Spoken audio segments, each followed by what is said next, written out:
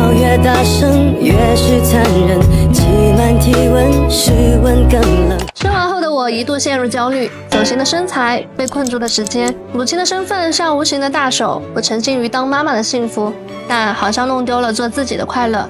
那我呢？我想要什么？于是我开始尝试在生活点滴中找到自己。不用带娃的时候，就在家里为自己煮一杯热红酒，窝在卧室读一本书，试试最近刚到的新衣服。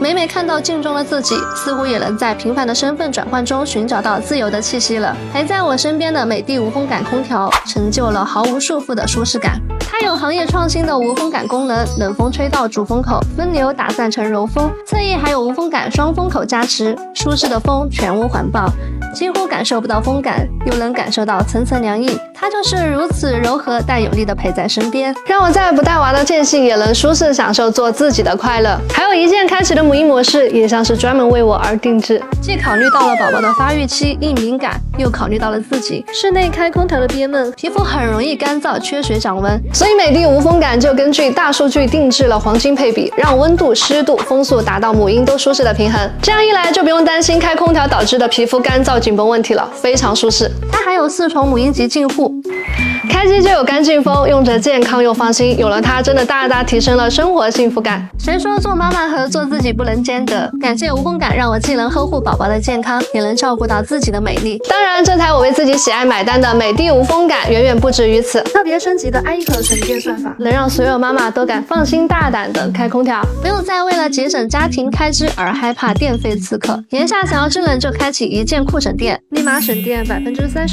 就算出门忘关空调了 ，App 上还有忘关机提醒功能，超级贴心。感谢无风感空调成就了我的自由时刻。2025也愿所有女性在成为母亲时，别忘了做自己，理性自由，即享自由。